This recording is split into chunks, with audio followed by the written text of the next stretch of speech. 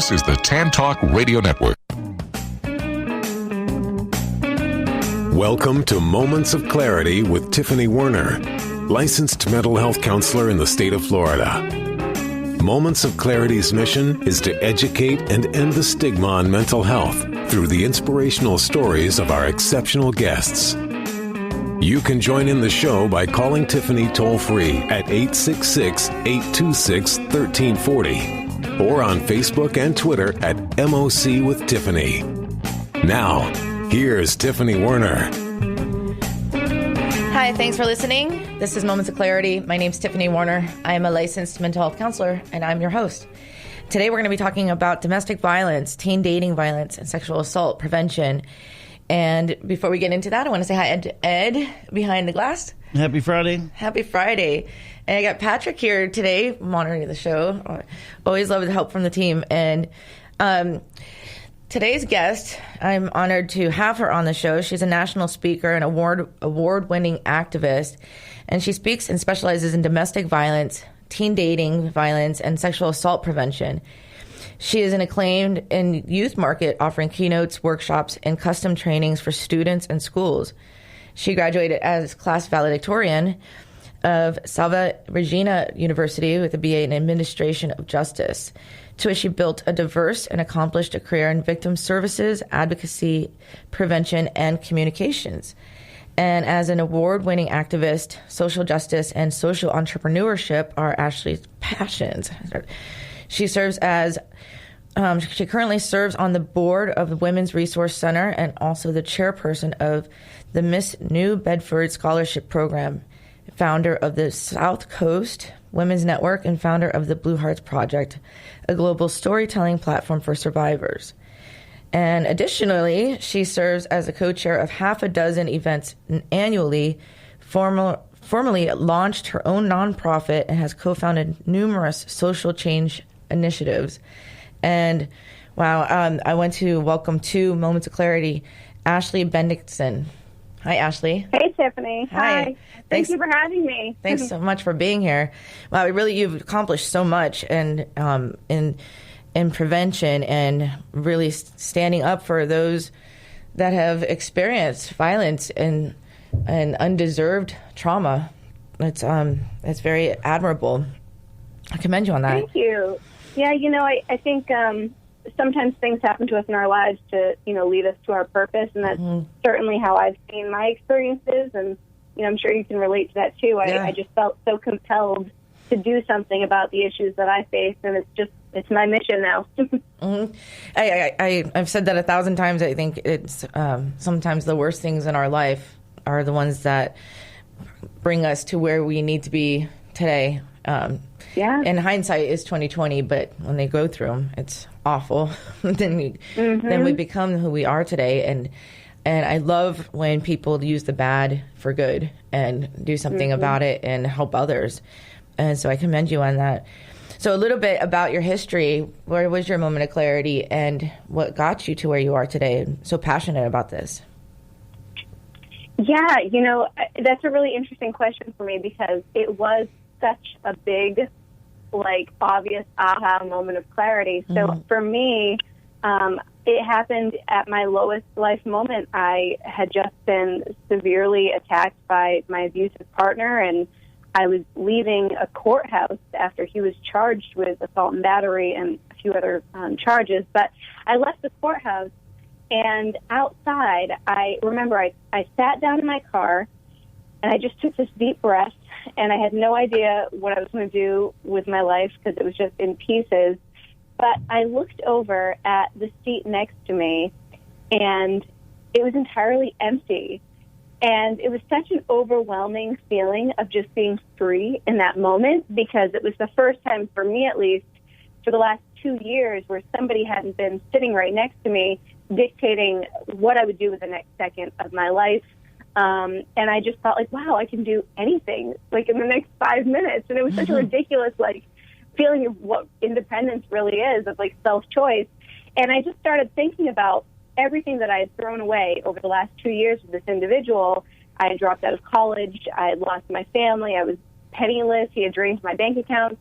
But then it kind of hit me that I had not been doing anything for myself all the way back to when I was 13 or 14 when I first experienced trauma, and how all these years I had just missed out on opportunities because I let the world outside of me control who I was and how I felt about myself. And it suddenly seemed so ridiculous that, like, it was so obvious to me that it was all external stuff and that none of that was the truth of who I ever was. And it changed my perspective and my mindset in an instant, and everything changed from that moment on. Wow, you must have been really controlling for you to be in a car and just having no one in your passenger seat feel that freedom for you. Yeah, well, the interesting thing about abusive relationships is every aspect of your life is somehow consumed by your partner's needs. And, like, I remember thinking I could go buy myself an iced coffee right now and not get yelled at because I didn't buy him one. Or I can just take a longer drive home and put my favorite song on the car and not get questioned as to where I was and who I was with. So just like the littlest things in life that you took for granted. Yeah. Yeah, and plus you saved money on that coffee. Exactly, right? But yeah, I mean, and when people are in those kind of relationships, they don't even realize it. And then they get out of them. And a lot of times from what I see with my clients is they feel dumb or naive or stupid, or how could I have not known, or why did I put up with that long? And, and it's not like that. It's manipulation. It's blinded by what's going on. I mean, people that are narcissistic or sociopath, they can be very convincing and very cunning and manipulative, and it doesn't mean that someone's stupid to be able to fall for that. It means hopeful at most times, or just love is blind, things of that nature. Right. Well, and you learn to manage it. Like, you learn to manage this person's behaviors, their mood swings. You find ways to get out of certain situations, and it just becomes like this normal way of life for you. You get used to it. It's almost as if it's just, I mean, we were talking about that on the show yesterday. Sometimes people just get used to being depressed and find ways to live a life with that. And I'm sure with abuse, it's the same. I want to welcome callers to call in, 866-826-1340, 866-826-1340. If you'd like to share or add feedback or ask questions, and if you have a story of your own, we're taking calls live, 866-826-1340. Excuse me. So I commend you on getting out of that. And so then you started to push forward and speak on behalf of those that have experienced something similar. And so what was that like? How'd that start? Yeah, it's certainly not something that I set out to do. I was still a very shy, insecure person at the time. But part of my healing, I knew that I wanted to do something.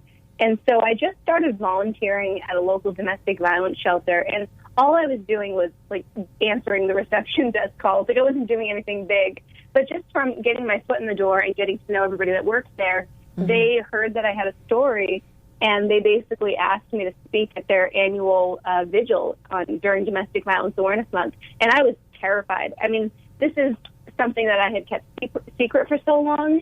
And now this is a chance to, tell my story to complete strangers and, like, the mayor of my city and, all these, like, important people. And I remembered thinking, this is going to embarrass me. This is, like, I'm going to be so ashamed that people are going to say, oh, like, she went through what? Or that was her life. And I was so afraid of how it would make me look.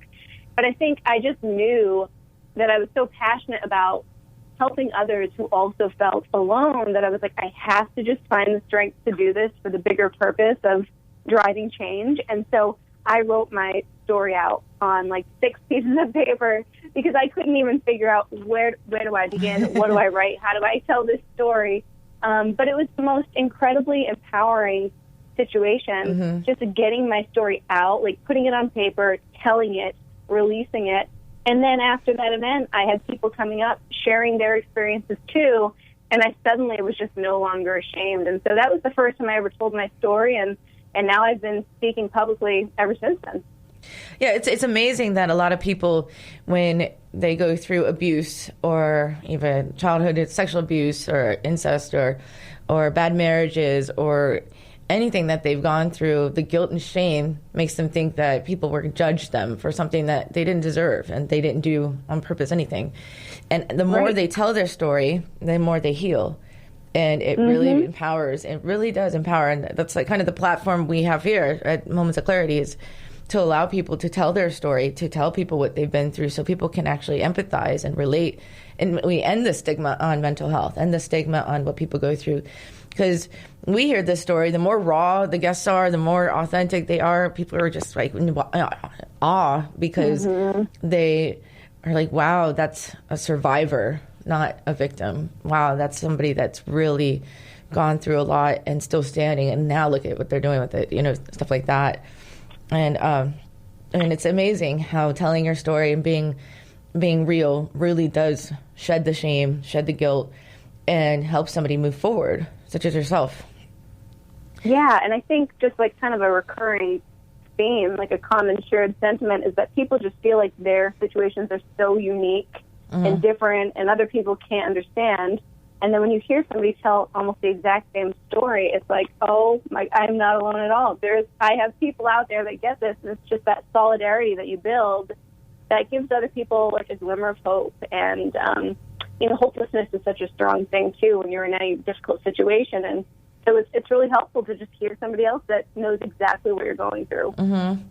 So this abuser, was it while you were in your teens? Or so I had 2 abusive relationships and many other unhealthy encounters peppered in between. But my first boyfriend at 14 years old was extremely abusive. And then when I was in college, I had my severely abusive domestic violence relationship. So I've had 2.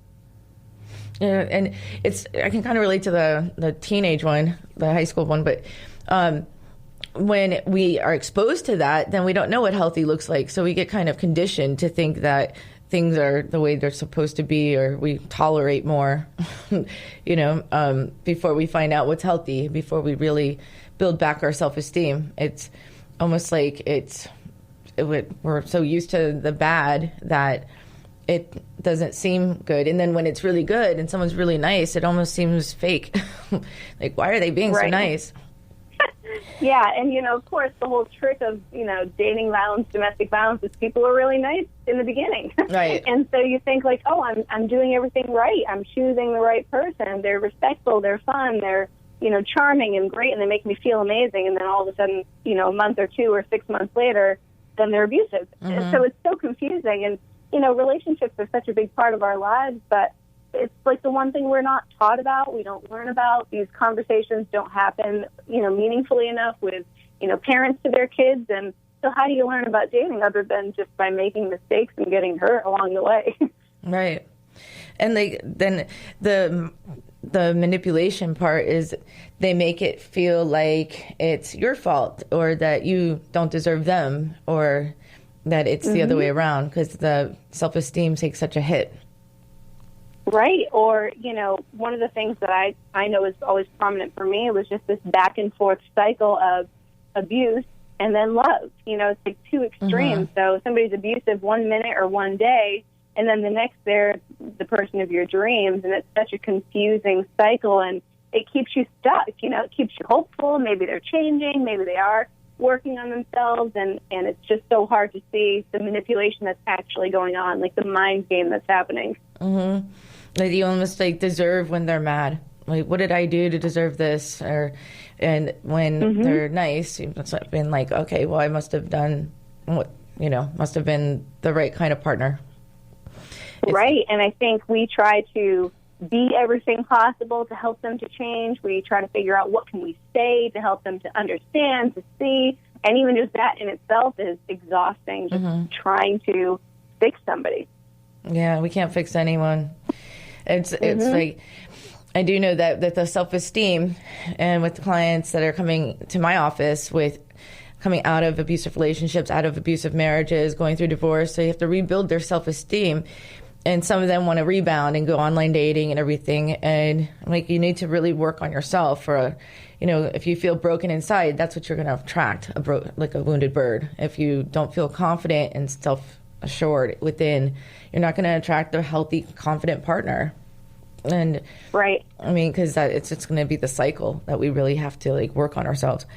Hold on, Ashley. We have to take a break. It's time for our first break. And I want to come